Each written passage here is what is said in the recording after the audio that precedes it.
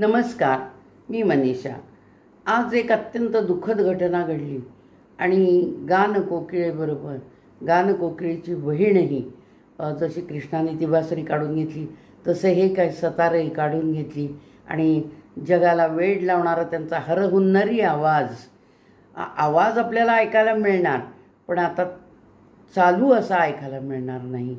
तर आशाजींनी अनेक प्रकारांनी आपली गाणी गायली आणि त्या जवळजवळ 2 वर्षाच्या पूर्वीसुद्धा अजूनही गाणी म्हणत होत्या. नरेंद्र मोदींचे आले ते मराठीच्या राजभाषा झाली त्यावेळेला त्यांनी स्वतः भाषण केलं होतं. तर अशा या गायिका अनेक संघर्षांना तोंड देत हे सगळं कुटुंब पुढं आलेलं आहे आणि त्या सांगलीच्या, त्यामुळं आम्हाला त्यांचा खूप अभिमान आहे.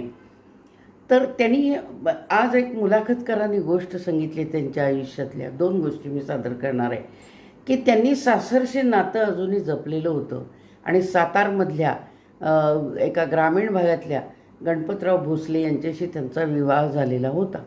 त्यांनी आडनावही तेच ठेवलं होतं आणि त्या अद्यापपर्यंत 4-5 वर्षापूर्वीपर्यंत त्या आपल्या सासरी जात होत्या आणि त्यांनी आपलं तिथं नातं ठेवलेलं होतं. तिथल्या सुना आणि तिथली मुलंही सांगत होती आणि त्यांचा पुतण्याही सांगत होता की त्या अचानक यायच्या आणि एवढी जगप्रसिद्ध व्यक्ती एकदम येते म्हटल्यानंतर लोक पळत यायची भेटायला, बघायला आणि म्हणाले की त्यांनी त्यांची शेतीवाडी जी आहे ती अजूनही आमच्याकडंच ठेवलेली आहे, आम्हालाच त्यांनी करायला दिलेली आहे आणि त्यांना कोणताही अभिमान नाही.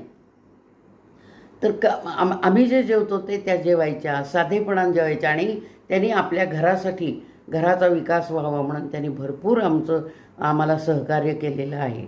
ही एक आठवण. आणि दुसरी कोल्हापूरच्या शाळेतली विद्यापीठ हायस्कूलमधली एकदा त्यांना मुलाखतीला बोलवलेलं होतं, त्यांच्यावर धडा होता म्हणून. तर त्यांनी सांगितलं की मला गाणं तेवढं म्हणायला सांगू नका, ही अट घातली ती.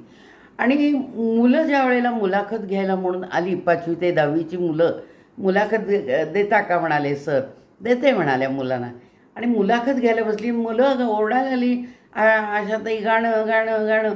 तर त्यांनी गाणं म्हणणार नाही या अटीवर आलेल्या त्यांनी मुलांच्यासाठी 20 गाणी तिथं म्हणली आणि त्या नेहमी कोल्हापूरला आल्या की अंबाबाईला नमस्कार करायच्या आणि विद्यापीठ शाळेकडं बघूनसुद्धा त्या नमस्कार करायच्या.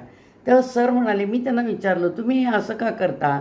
अंबाबाईचं दर्शन घेतल्यानंतर पुन्हा इकडं काय नमस्कार करता? तर त्या म्हणल्या, ती माझी शाळा आहे, मी तिथं शिकलेली आहे. जितकं लक्ष्मीला महत्त्व आहे तितकं सरस्वतीलाही महत्त्व आहे.